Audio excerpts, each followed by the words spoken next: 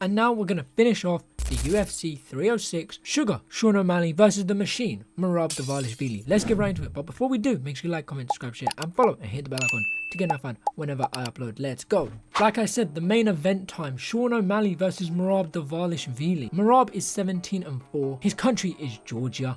He stands at 5'6" tall. He weighed in at 135 pounds in his last weigh-in, has a reach of 68 inches and a leg reach of 38 inches.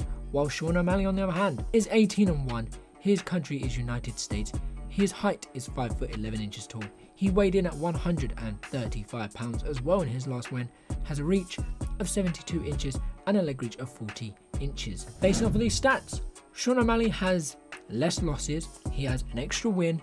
MERAB has a few more losses. MERAB is shorter. Sean O'Malley is taller. Sean also has a lot longer reach in legs and in arm reach, but mainly in the arms. So a lot of it's gone in Sean's favour. And I do believe the only loss he had was against Chito Vera, which was controversial, I want to say. And then he had the Purian fight, which people believe Purian beat him, right?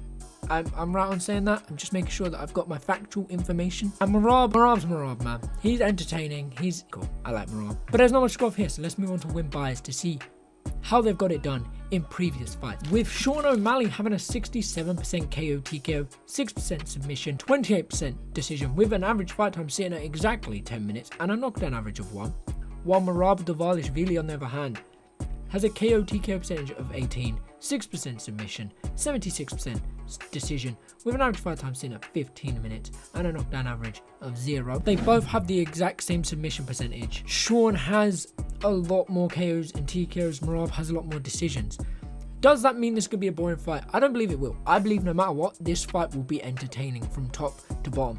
I believe MERAB is definitely going to want to grapple, pick Sean up, ragdoll him around, throw him about, and Sean is going to want to keep it on the feet, do his style, and try and knock out MERAB. And MERAB's going to grapple. He's going to try and do what he done to Henry Cejudo to Sean. I don't think it will go the exact same way. Sean's a lot taller. It's going to be a lot more awkward. I believe that MERAB does grapple quite well, and I think Sean probably does well at defending it, but I think MERAB gets him down a few times. I think Sean does keep it on the feet for the majority.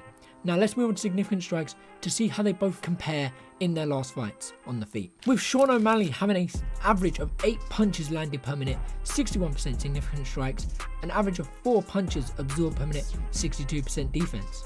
While MERAB, on the other hand, had an average of 5 punches landed per minute, 41% significant strikes, an average of 2 punches absorbed per minute, and a defense of 57%. It's going exactly how I expected. Sean O'Malley, what was his last fight? It was the Chito Vera one, right? Where he completely dominated that fight. He dominated that fight on the feet. He outlanded, he outclassed and outstriked Chito. MERAB, who was it? It wasn't Cejudo, was it? Cejudo was his last fight? Which, to be fair, he didn't do too bad.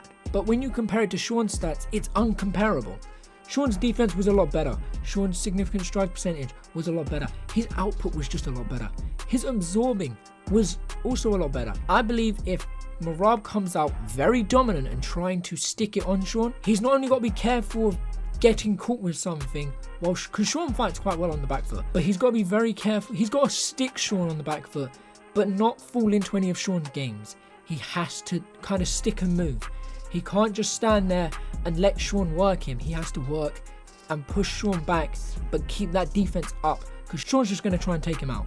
But let's move on to grappling to see how MERAB should probably get it done. MERAB DVALISHVILI has a takedown average of 6, a 36% takedown accuracy, a defense of 80%, and a submission average of 0. While Sean O'Malley has a takedown average of 0, 42% takedown accuracy, a 62% takedown defense, and an average of 0 submissions as well. The takedown average from MERAB is insane. That is just, and the fact that you didn't get a high percentage with that shows that not only was if it was Henry Cejudo, that Henry Cejudo has great takedown defense, that you are non-stop pressure when it comes to getting takedowns, which I believe Sean could struggle with. We don't know. Sean could probably struggle against MERAB, as MERAB is applying that pressure and not falling into any of Sean's tricks and then taking him down.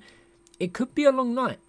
Now, I'm not trying to write either of the guys off. I'm not trying to underestimate either of these two. But I've seen their past fights. They're enjoyable to watch.